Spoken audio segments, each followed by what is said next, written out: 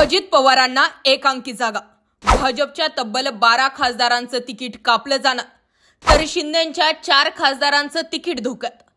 या तिघांच्या युतीत दोघांचं म्हणजे शिंदेंचं आणि अजितदादांचं काय होणार हे काळच ठरवेल।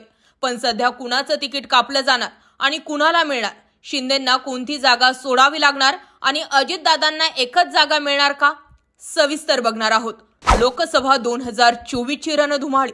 सुरुवात करूया शिंदेंपासून, कारण त्यांची अवस्था ना घरका ना घाटका होऊ शकते। लोकसभा झाल्यावर त्यानंतर दादांचा गेम कसा होतोय बघू, आणि नंतर भाजपनं आपल्याच खासदारांचं तिकीट कापण्याचा निर्णय घेतला तर त्यावरही लक्ष देऊया। महायुतीच्या जागा वाटपावर उपमुख्यमंत्री देवेंद्र फडणवीसांनी स्पष्टपणे सांगितलंय की वास्तविकतेच्या आधारावर जागा वाटप करणार, म्हणजे शिंदेंची शिवसेना आणि अजित पवारांची राष्ट्रवादी यांची ताकद पाहूनच विजयी होऊ शकतात का, हे पाहूनच किती जागा द्यायच्या हे भाजप स्पष्ट करेल। विशेष म्हणजे हे वक्तव्य फडणवीसांनी दिल्लीत भाजपच्या नेतृत्वाशी झालेल्या बैठकीनंतर केलंय। सूत्रांकडून मिळालेल्या माहितीनुसार दिल्लीतल्या JP नड्डा आणि अमित शहांच्या बैठकीत चर्चा झालेला फॉर्म्युला म्हणजे भाजप 35 ते 37 जागांवर लढू शकते, शिंदेंच्या शिवसेनेला 8 ते 9 जागा मिळू शकतात आणि अजित पवारांच्या राष्ट्रवादीला 3 ते 4 जागांची शक्यता। शिंदे आणि अजित पवारांकडून बैठकांमध्ये भाजपवर दबाव टाकला जातोय, पण कितीही दबाव टाकला तरी सूत्रांच्या माहितीनुसार शिंदे गट 9 आणि अजितदादा 4च्या जागांवरती लढत नाही। देवेंद्र फडणवीस यांनी म्हटलंय त्याप्रमाणे ज्या जागांवर अंतर्गत रस्सीखेच सुरू आहे त्या शिंदेंच्या शिवसेनेच्या 4 जागा आहेत। हिंगोलीत हेमंत पाटील शिंदे गटाचे विद्यमान खासदार आहेत। हिंगोली जिल्ह्यात मराठा आरक्षणाचा मोठा मुद्दा असल्यानं भाजप ही जागा घेऊ पाहतंय। दुसरी जागा ही उत्तर पश्चिम मुंबईची आहे, इथे गजानन कीर्तिकर खासदार आहेत। ठाकरेंच्या शिवसेनेकडून त्यांचेच पुत्र अमोल कीर्तिकरांना तिकीट मिळणार आहे, त्यातही गजानन कीर्तिकरांच्या वयाचा विचार करता ही जागा भाजप मागतंय। तिसरी जागा वाशिम यवतमाळची, इथे भावना गवळींच्या विरोधात सर्व्हे आल्याची माहिती असल्यानं तसेच गवळींच्या विरोधातल्या लाटेंमुळे एकतर संजय राठोडांनी शिंदे गटाकडून लढावं किंवा मग भाजप इथे आपला उमेदवार देऊ शकतं। चौथी जागा आहे नाशिकची, शिंदे गटाचे विद्यमान खासदार हेमंत गोडसे आहेत। भाजप या जागेवर चाचपणी करतंय।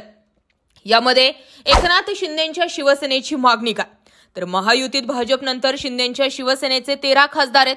मात्र 2019 मध्ये युतीत ज्या 23 जागा शिवसेनेच्या वाट्याला आल्या होत्या तेवढ्याच जागा शिवसेनेला द्या अशी मागणी शिंदे गटाची आहे। मात्र तेवढ्या जागांची अजिबात शक्यता नाही आणि विद्यमान 13 जागा तरी मिळतील की नाही याचीही खात्री नाही। त्यावरूनच शिंदेंच्या शिवसेनेचे नेते रामदास कदमांनी भाजपवर हल्लाबोल करतानाच भाजपनं केसानं गळा कापू नये असा इशारा दिला। मात्र त्यानंतर फडणवीसांनी कदमांना खडेबोल सुनावले। आता अजित पवार गटाची मागणी काय, ज्या पद्धतीने रामदास कदम आणि फडणवीसांमध्ये शाब्दिक चकमक झाली तशीच जागा वाटपावरून चकमक भाजप नेते सुधीर मुनगंटीवार आणि अजित पवार गटाचे मंत्री छगन भुजबळ यांच्यामध्ये झाली आहे। मुनगंटीवारांच्या मताप्रमाणे आम्ही जागा घेणार नाही असं भुजबळ यांनी म्हटलंय। त्यानंतर फडणवीसांनी पुन्हा भुजबळांना वास्तविकतेची आठवण करून दिली आहे। अजित पवारांनीही घड्याळ चिन्हावर जास्तीत जास्त जागा लढवणार असं म्हटलंय। विद्यमान खासदारांच्या आकड्यावर न जाता जिंकू शकतील अशाच जागा शिंदे गट आणि अजित पवार गटाला सोडाव्यात अशी भाजपची स्ट्रॅटर्जी आहे। तर आणखी एक बैठक दिल्लीत 2 ते 3 दिवसात होण्याची शक्यता आहे, त्यानंतर अंतिम शिक्कामोर्तब होईल। अजित पवार गटाला एक अंकी जागा, बारामती शिरूरमध्ये अजित पवारांचे नेमकी दावेदार कोण? राज्यात लोकसभेच्या जागा वाटपाची चर्चा सुरू आहे, त्यात महायुतीकडून कोणाला किती जागा दिल्या जाणार यासाठी बैठकांवर बैठका घेतल्या जातात। यातच अजित पवार गटाला एक अंकी जागा मिळण्याची शक्यता आहे। अजित पवार गटाला बारामती, शिरूर, रायगड आणि परभणीची जागा मिळणार असल्याची दाट शक्यता आहे। त्यात मागील काही दिवसांपासून शिरूर आणि बारामती लोकसभेची राज्यात चर्चा सुरू आहे। अजित पवार गटातून बारामती लोकसभेसाठी सुनेत्रा पवारांना उमेदवारी मिळणार असल्याच्या चर्चा आहेत। मात्र शिरूरच्या जागेसाठी रस्सीखेच सुरू आहे। लोकसभेच्या जागेचा तिढा सुटत नाही, त्यातच अजित पवार जागा वाटपावरून नाराज असल्याचं दिसतंय। बारामती लोकसभेकडे सर्व राज्यांचं लक्ष आहे। बारामतीसाठी सुनेत्रा पवारांचं नाव निश्चित झाल्याचं बोललं जातंय, त्यामुळे बारामतीत यंदा पवार विरुद्ध पवार अशी लढत होणार आहे। त्यात ननंद विरुद्ध भाऊजाई अशीच चर्चा जी आहे ती सुरू आहे। दोघींनीही बारामती लोकसभा मतदारसंघ पिंजून काढण्याचा प्रयत्न करतायत। शिवाय सुनेत्रा पवारांनी देखील सभा आणि कार्यक्रमांना उपस्थिती लावून लोकसभेची तयारी करताना दिसतात। आम्ही दोघं मिळून विकास करू असं सुतवाच सुनेत्रा पवारांनी बारामतीकरांसमोर केलं. यातून उमेदवारी निश्चित असल्याची दाट शक्यता आहे. त्यासोबतच शिरूर लोकसभा मतदारसंघात मात्र वातावरण चांगलंच तापलंय. विद्यमान खासदार असलेल्या अमोल कोल्हेंना पाडणार म्हणजे पाडणार असं अजित पवारांनी खडसावून भरसभेत सांगितलंय. त्यातच अमोल कोल्हेंना मीच खासदार केलं असल्याचंही त्यांनी म्हटलंय.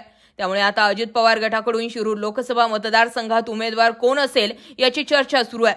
उमेदवाराची चाचपणी सुरू असतानाच भाजप आणि शिवसेनेचे नेते देखील इच्छुक आहेत. शिरूरमध्ये राष्ट्रवादीकडून विलास लांडे हे इच्छुक आहेत, तर आढळराव पाटील हे देखील शिवसेनेकडून इच्छुक आहेत, तर भाजपाकडून महेश लांडगे हे इच्छुक आहेत. शिवसेनेचे नेते आढळराव पाटील हे राष्ट्रवादी काँग्रेसकडून लढवणार असल्याचं देखील बोललं जातंय. शिवसेना मुंबईची जागा आता भाजपला सोडली जाणार. मुंबईत भाजपकडून जास्तीत जास्त जागा लढवण्यात येणार आहेत. त्यासाठी शिंदे गटाने मुंबईतील एक जागा भाजपला सोडण्याची तयारी ठेवल्याचं दिसून येत आहे. त्याचवेळी ठाणे आणि कल्याणची जागा आपल्याकडेच राहावी यासाठी शिंदे गट आग्रही असल्याची माहिती आहे. सुरुवातीला एकनाथ शिंदे यांच्याकडून जागा वाटपाचा प्रस्ताव सादर करण्यात आला. त्यामध्ये कल्याण आणि ठाण्यासाठी ते आग्रही होते. ठाण्याच्या जागेवर भाजपनं दावा केला होता. त्याचवेळी एकनाथ शिंदे यांच्या वाट्याची मुंबईतील जागा त्यांनी भाजपला सोडण्याची तयारी दर्शवली. तिकीट कापलेल्या खासदारांचं पुनर्वसन होणार.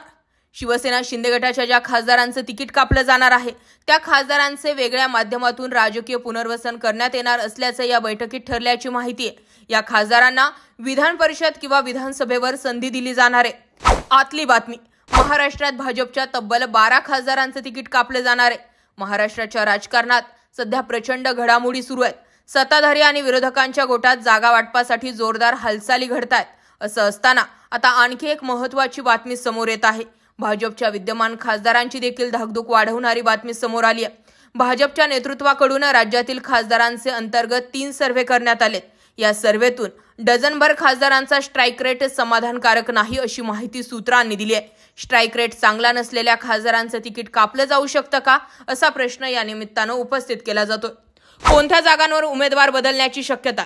प्रीतम मुंडे बीड, सुभाष भामरे धुळे, सिद्धेश्वर स्वामी सोलापूर, संजय काका पाटील सांगली, सुधाकर शृंगारे लातूर, उन्मेष पाटील जळगाव, गोपाळ शेट्टी उत्तर मुंबई, पूनम महाजन उत्तर मध्य मुंबई, प्रताप चिखलीकर नांदेड, सुजय विखे पाटील अहमदनगर, रामदास तडस वर्धा, रक्षा खडसे रावेर यांची उमेदवारी बदलण्याची शक्यता वर्तविली जाते. दिल्लीत ठरलेलं सूत्र: शिवसेना नेते एकनाथ शिंदे, राष्ट्रवादी काँग्रेसचे नेते अजित पवार यांची भाजप नेते अमित शहा यांच्यासोबत शुक्रवारी मध्यरात्री दिल्लीत बैठक झाली. या बैठकीत राज्याच्या महायुतीतील जागा वाटपाचा तिढा सोडवण्यात यश आले. दिल्लीत दाखल झालेले मुख्यमंत्री एकनाथ शिंदे, उपमुख्यमंत्री देवेंद्र फडणवीस आणि अजित पवार या तिघांची शुक्रवारी रात्री उशिरापर्यंत केंद्रीय गृहमंत्री अमित शहा यांच्याबरोबर खलबते झाले. त्यानंतर भाजपच्या जागा वाटपाच्या सूत्रावर तडजोड झाली. यामुळे भाजपच्या पुढील यादीत महाराष्ट्रातील उमेदवारांचा समावेश केला जाऊ शकतो. बैठकीत अजित पवार यांना 4 जागा देण्याचे निश्चित करण्यात आले. मुख्यमंत्री एकनाथ शिंदे यांना 10 जागा देण्यात येणार आहेत. उर्वरित जागेवर भाजप निवडणूक लढवणार आहे. चला, हा झाला सगळा फॉर्म्युला. याबाबत तुमचं काय मत आहे कमेंट जरूर करा आणि अशाच माहितीपूर्ण व्हिडिओसाठी आपल्या चॅनलला आवर्जून सबस्क्राईब करा.